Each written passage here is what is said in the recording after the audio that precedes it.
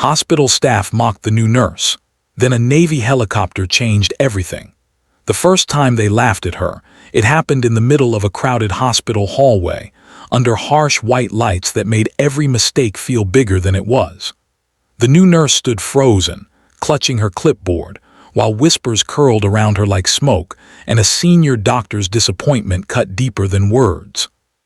She had no idea that before the day ended, the thunder of a Navy helicopter would descend from the sky and turn that same hallway silent with shock. Before the story goes any further, if you believe in kindness, second chances, and the quiet strength of people who refuse to give up, take a moment to like this video, share it with someone who needs hope today, leave a comment, and subscribe to the channel Ripple of Kindness. Your support keeps stories like this alive. She had arrived at the hospital before sunrise, her uniform freshly pressed, her shoes still stiff from being new. This job meant everything to her. Years of night shifts at nursing school, countless sacrifices, and a promise she had made to herself after losing someone she loved had all led to this moment. But from the start, she felt like an outsider. The staff moved fast, spoke fast, and judged faster. They noticed her nervous hands, her quiet voice, the way she double-checked charts. To them, she wasn't careful, she was weak. By mid-morning, the mocking had started.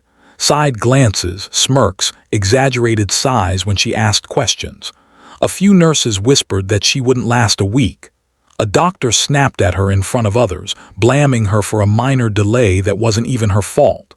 She swallowed her tears and kept working, because quitting was not an option. The hospital itself felt cold and unforgiving, all glass doors and echoing corridors. Every step she took felt watched. She made small mistakes, not dangerous ones, but enough to fuel the laughter behind her back. During her short break, she sat alone, staring at her hands, wondering if she truly belonged here. She reminded herself why she chose this path.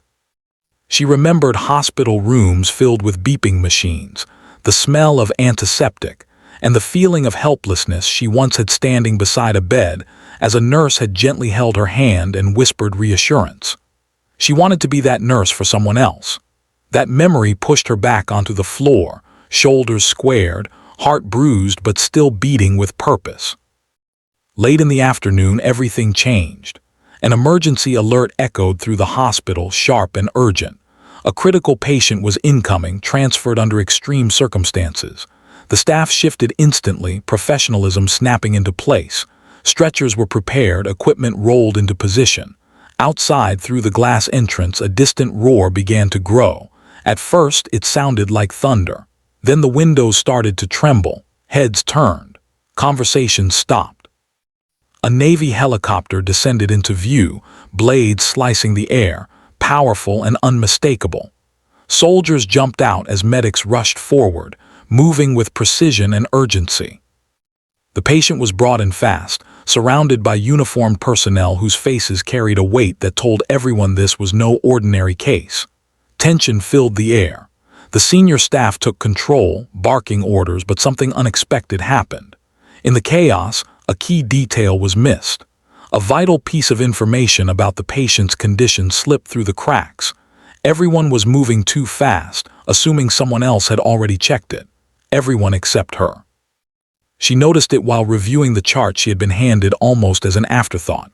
Her heart started pounding. She hesitated, knowing how they treated her when she spoke up, remembering the laughter, the rolled eyes. For a brief moment she considered staying silent, but then she saw the patient's face, pale and still, and something inside her hardened with resolve. She stepped forward, pointing out the oversight, her voice trembling but clear. At first she was ignored. A doctor brushed past her. Another waved her away, but she didn't back down. She repeated herself, louder this time, grounding her fear in facts, explaining the risk if the detail was overlooked. Finally, someone stopped and listened. Then another. The room went quiet as the reality of what she was saying sank in. Rapid adjustments were made. Treatment plans changed. The atmosphere shifted from dismissal to focus. Minutes stretched like hours, but slowly signs stabilized. The immediate danger passed. A life was saved, not by experience alone, but by attentiveness and courage. The same people who had mocked her now looked at her differently. There were no apologies spoken out loud, no dramatic speeches, but respect filled the silence. The senior doctor who had scolded her earlier gave a stiff nod, eyes avoiding hers. A nurse who had laughed before now asked her to double-check something, this time with genuine trust. Later, as the helicopter lifted off again, its fatting roar echoed like a closing chapter. She stood by the window, exhaustion washing over her. She felt small but strong.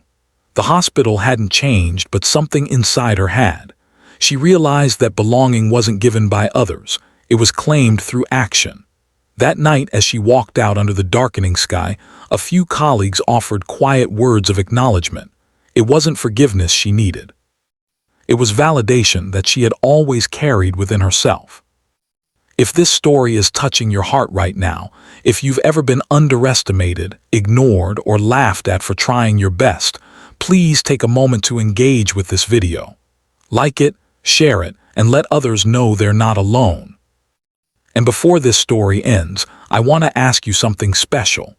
Please comment below and share what this story made you feel, or tell us about a time you stood up even when it was hard.